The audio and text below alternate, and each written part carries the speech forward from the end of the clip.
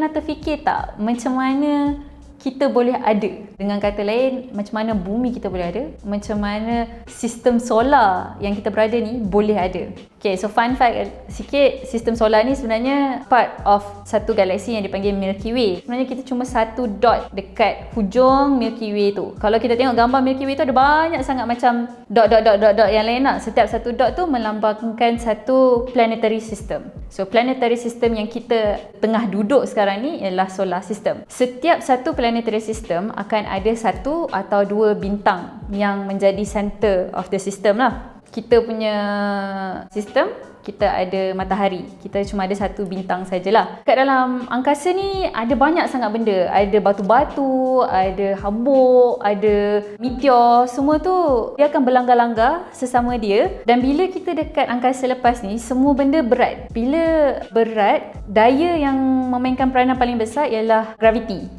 Bila sampah-sampah dekat angkasa lepas ni mula berlanggar dengan each other, dia akan bercantum. Bila dia bercantum, dia akan mula ada graviti yang tersendiri. Dan bila ada graviti, maksudnya dia akan menarik benda-benda lain untuk bercantum dengan dia juga. Bila dia bercantum, graviti makin besar. Bercantum lagi, graviti makin besar. Sampailah satu tahap, bila dia dah cantum banyak sangat benda, dekat tengah-tengah, dekat core tu akan ada pressure yang sangat tinggi. Apa berlaku? Bila pressure sangat tinggi, akan ada satu fenomena yang dipanggil nuclear fusion. Yakni bila hidrogen dengan hidrogen bercantum untuk menjadikan helium. Bila bercantum ni ada macam satu explosion lah. So explosion ni mengeluarkan cahaya. So apa yang berlaku dengan matahari kita sekarang, dekat dalam core matahari tu sentiasa berlaku nuclear fusion yang menyebabkan matahari kita bercahaya dan menyinari seluruh solar system kita ni lah. Sistem solar kita ni ada 8 planet dan satu dwarf planet. Cara dia terbentuk sama juga. Sampah-sampah dekat dalam angkasa lepas ni berlanggar-langgar. Lepas tu dia terbentuk satu bongkah lah. Beza planet dengan bintang ni ialah planet ni dia takkan ada nuclear fusion dekat dalam tu. So pressure dekat dalam core tu tak tinggi mana lah. Dia ada graviti dia yang tersendiri, tapi dia tertakluk kepada graviti yang lain. So macam contoh bumi, kita ada daya graviti kita sendiri, sebab tu kita ada bulan yang mengelilingi kita.